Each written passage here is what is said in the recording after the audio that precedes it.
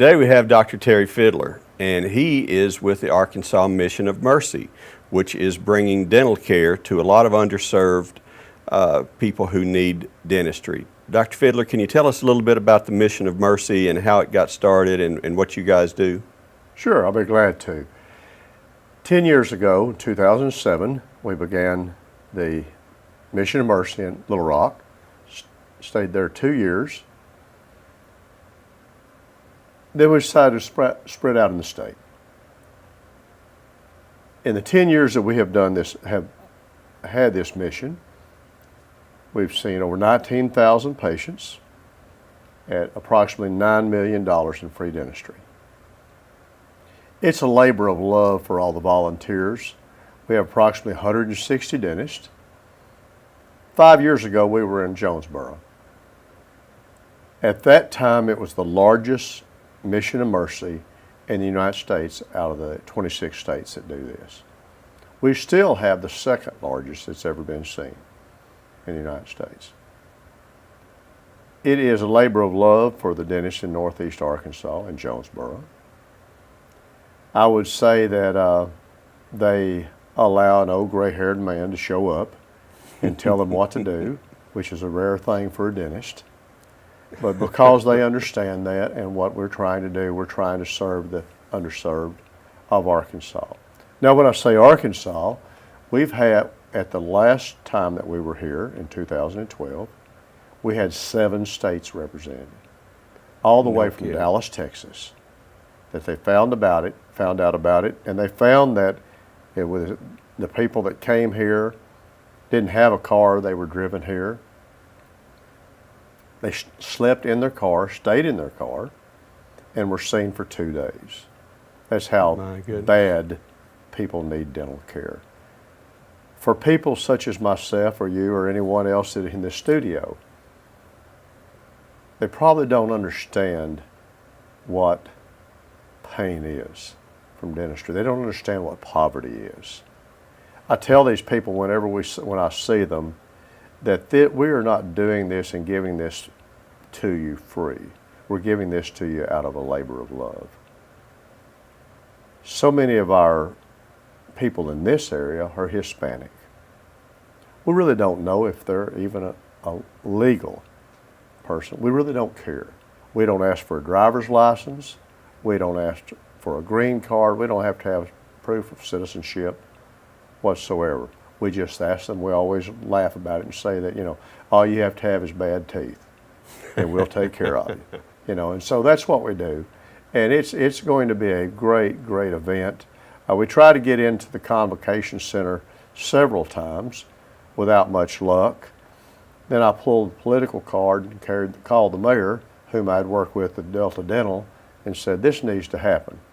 Well, he went up the food chain and made it happen, and so we're glad to be back. The first year we were here, the mayor and his wife served as our honorary chairs of Mission of Mercy. Never really realized how well he cleans up in front of a camera. We knew she would very well, but we had him to come and have worked well with Harold, and we appreciate the administration for what they're doing. Well, Mayor Perrin feels that way about you guys. He loves charitable causes and is proud of the giving of all of Jonesboro's charitable community. But what you guys do is this is a bus driver's holiday, so to speak. You're doing your work, you're doing your job for free for people who are in need, and it had to start with a Christian heart. It had to start with a heart of a giver, because honestly, you make money for doing this work. Make very well make money, but so that's another reason why we go into this and do this. It is a mission. You do not have to go out of the United States to see poverty. You can stay here in the Delta. You can stay all the way around here. So it is a great thing. And to be clear, there are no qualifications for anyone can come. No, you can be a multimillionaire or you can be destitute. Just get in line and we'll see you. May I give you how it works during the period? Please tell us. Okay. On Friday morning, we're doing this the last week in April. I would probably tell you if it's like last year, when I got there at 3:30 in the morning at the Convocation Center, and I'm usually the first one there were 1,200 people in line. My goodness. 1,200 At 3:30? At 3:30 in the morning. Oh my. So I try to walk the line, not a Johnny Cash thing, but and see, just make them comfortable, make them at home, know that there's somebody there that wants to help them.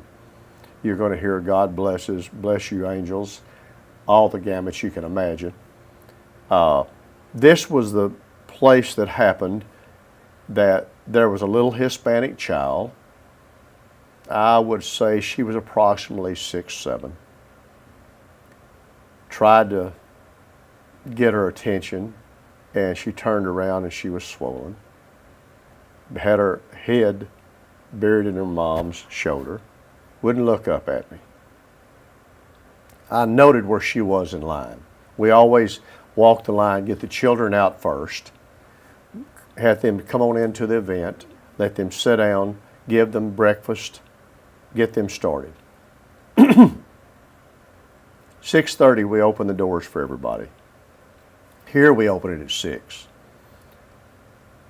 I followed this all the way through and everything, and saw the little girl go up to who is the director at that time of our pedo department, put her in the chair, numbed her, did some fillings, took out a couple of bad teeth. Now this is a child 6 years old that's losing a permanent tooth, you know. So anyway, when I saw her, I walked by and did that to her, walked on away, sort of kept a timing where she was. About, I would say, 9 o'clock, 9:30 that morning, I saw her get up out of the chair. I waved to her, turned around and walked off. Had somebody come up and go like that. It was her. Really? Arms up, jumped in my arms. Is that right? That's what it's about. My That's goodness. what it's about. She was She went happy. from not even looking at me to want me to hold her. Isn't that That's fabulous? what it's about. It is fabulous. That is Yeah. a fabulous story. It's water to And it's- wine. It truly is. And so we're going to do this for probably 2,700 patients here in Jonesboro this time. And if I can get some of the local dentists to leave me alone, I'm being facetious. But we all, as dentists, we're all individuals. We're used to running our practice as we wish. Right. But at this time, we all put our ego aside and throw it out the door and serve the underserved people. Everybody comes together. And Tennessee is going to fill us up. Now, the good thing about Tennessee, we just got through having a Mission of Mercy in Memphis, and so there's going to be still a lot of people that didn't get seen.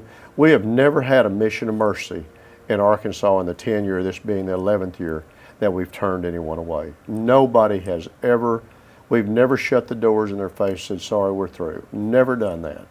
Now, we've had some that we couldn't see simply because of medical problems.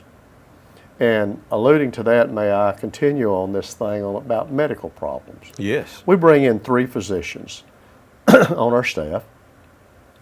When a person comes through that door that's been standing in line, if they've gotten there first early in the morning, we give them breakfast. They sit, wait on their turn. We fill out everything, get them to fill out all their forms and everything, their medical forms. The children go to a special area of pedo, and the adults that remain, we have them to fill that out, their form out, and after they've finished breakfast, we move them on through the line. If their work is required that it's a little more complicated than most, and they stay for lunch, we feed them lunch. In between that time, after they've gone to triage and we determine what their medical health is, we give them free medicine. We get them controlled in their, whether they're diabetic, high blood pressure, whatever it is, we get them controlled. It costs them nothing. we give them free medications to take home with them. If they've had to have a narcotic, we send them to the pharmacies here in your community.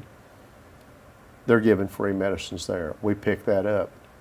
So that person who has walked in that door, that's all they've had to do is walk in that door. And they are treated from not only dentally, but medically. So we try to make them healthy. We have so many people that come through that door, their physician and their dentist is the emergency room. That's where they go. That takes that out of the Medicaid need, because we've helped them there. It takes those individuals who, in your community, in your situation, Jonesboro, who's been having to see those folks at a local hospital for years, they don't have to go back because we've taken care of all their dental needs. And so that is a very self-assuring thing to know that when we left here, we've not only made a difference in this community, we've made a difference in the lives of individuals in your community and surrounding area. Very nice, very nice. What makes this possible? Is there a donor base? Is there a way to give? Absolutely. It began with Delta Dental. They were the seed money, $100,000 to get this started, and that is where I met Harold Perrin. Okay. And he's worked with Delta Dental for years. Then, as we got larger and larger and larger, Walmart Foundation came into being, and they have been an immense help. And so we have some individuals.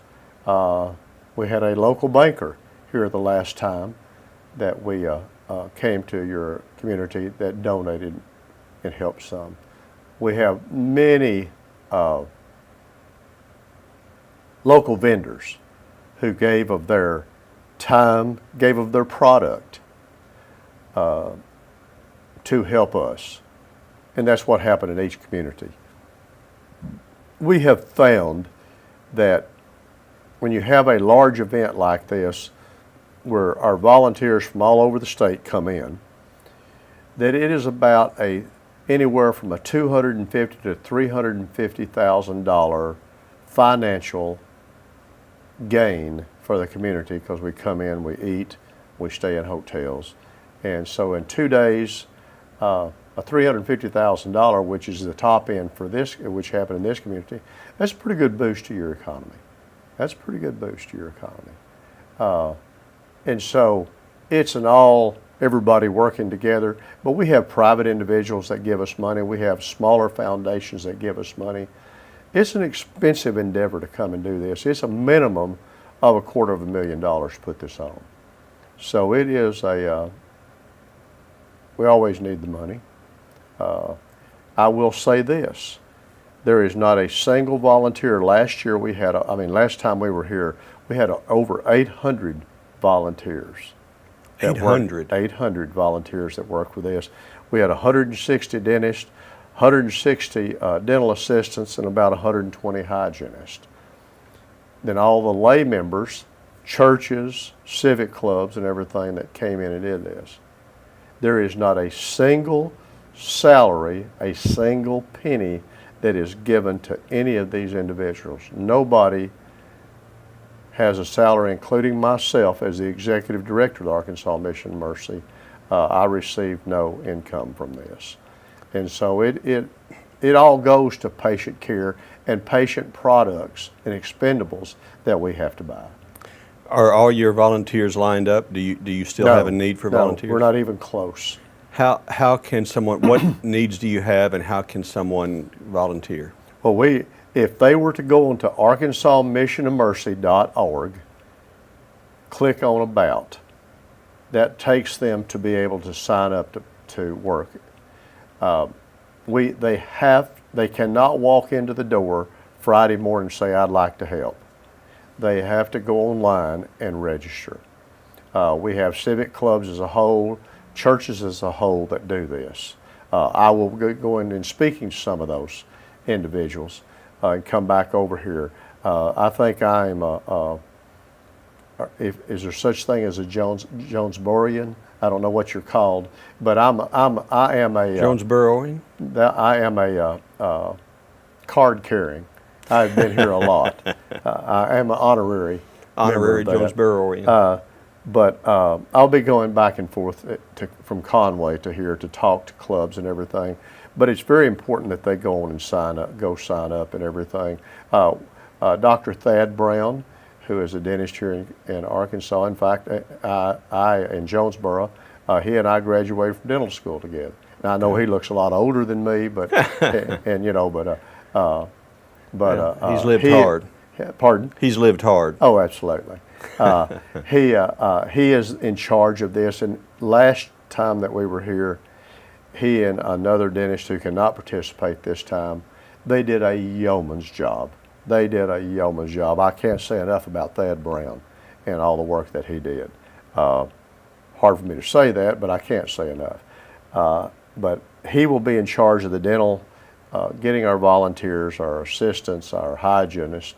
But it takes the mayor's office, it takes city government, it takes Chamber of Commerce, and all the preachers, pastors, civic club presidents to get their members to come out and help on this thing.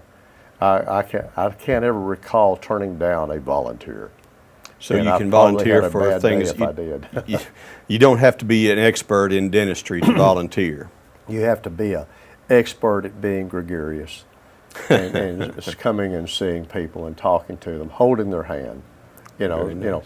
Every patient that comes through here, it's a one-on-one. We put some lay member with that patient, and so there's never a time when that patient is wandering around, what are we supposed to do? We bring our own people from Little Rock who have been captains of the lay volunteers for 10 years, and they're still involved with this. And so they will be able to direct those volunteers, lay volunteers who are in your community, in your county, in Craighead County, to tell them what we need to do and here, go. And that's it. Now the date is April 27th. How many days? 2 days. 2 we days. will set up on a Thursday, then we will actually see patients on a Friday and a Saturday, and we'll see anywhere from probably 12 to 1,300 per day. On the floor of the Convocation Center. When there will be 110 dental chairs set up, and then another 25 for pedo and hygiene, and so it will be organized chaos. Is what it will be. That will be great. That will be great. Yeah. And tell us one more time the website to volunteer. ArkansasMissionofMercy.org. Wonderful. Dr. Fiddler, thank you for being on Let's Talk Jonesboro. Thank you so much for having us. We look forward to being here. Join us next time on Let's Talk Jonesboro.